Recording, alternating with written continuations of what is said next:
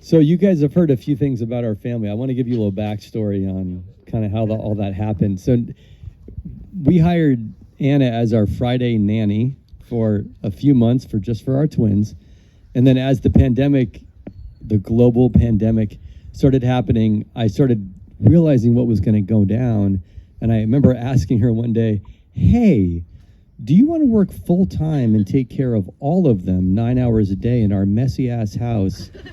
And she said yes. And I remember telling my wife, I'm like, she said yes. And so she started working for us. There you go, exactly.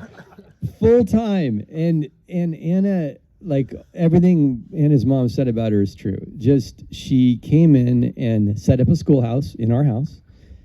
For the first month, anyone who has kids knows there was no school. It was all like figure it out. I asked her, what do you need? And she gave me a list. I got her textbooks. She had a full-on school going and taking care of 2 preschoolers at the same time for about 4 weeks. And then school happened and she began administering remote learning and just taking care of everything. And then one day my daughter, Mia, came up to me and said, I have a complaint, Dada. I'm like, okay, what's going on? She's like, well, Anna makes us finish everything on our plate. I'm like, okay, all right, tell me more. So the next morning, I said, Anna, let's chat. Sounds like you're making them finish everything. She's like, well, yeah, of course I am.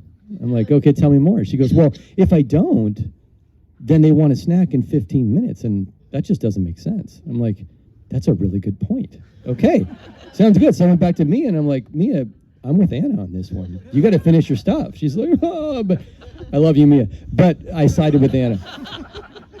A few weeks later, a boy comes up to me and says, Anna makes us go play outside for like all day. And I said, okay, let's talk. So I talked to Anna.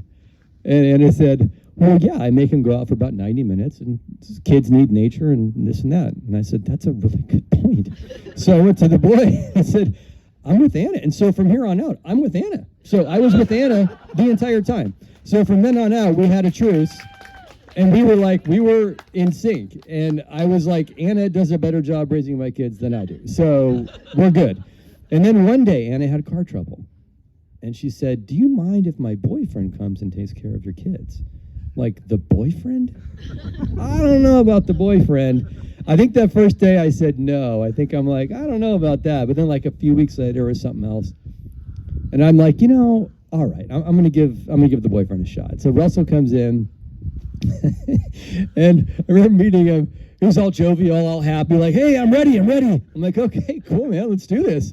And I went back to my little room and did my thing. And I think I went out at lunch, and there's my 4-year-old on a chair with a spatula about the size of a snow shovel, trying to get something out of the toaster oven with wisps of smoke coming out.